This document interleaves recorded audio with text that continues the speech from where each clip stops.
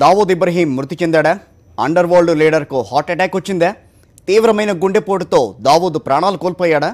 ప్రస్తుతం పాకిస్తాన్లో hot topic ప్రశ్నలు ఇవే. 62 ఏళ్ల దావూద్ తీవ్రమైన గుండెపోటుకు గురై మృతి చెందాడని పాకిస్తాన్ మీడియాలో వార్తలు వచ్చాయి.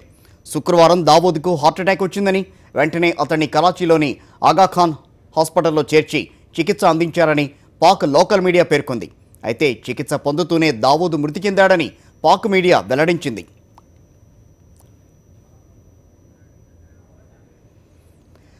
దావూద్ ఇబ్రహీం ముంబై పేలుళ్ల కేసులో ప్రధాన నిందితుడు.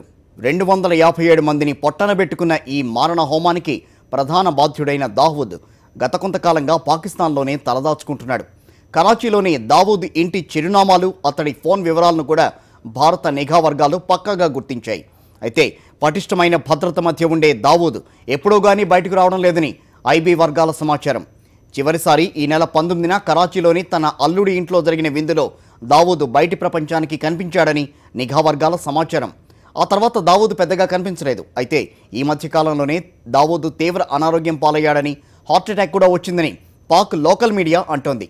తీవ్రమైన గుండెపోటు రావడంతో అతన్ని హాస్పిటల్లో చేర్చారని, అక్కడ చికిత్స పొందుతూనే దావూద్ డెడ్ అయ్యాడని పాక్ మీడియా కథనం.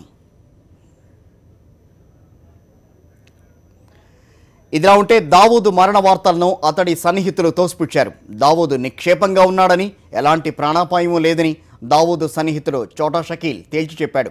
దావూద్ పూర్తి ఆరోగ్యంతో ఉన్నాడని, అతడి ఆరోగ్యంపై ఆందోళన చెందాల్సిన అవసరం లేదని స్పష్టం చేశాడు.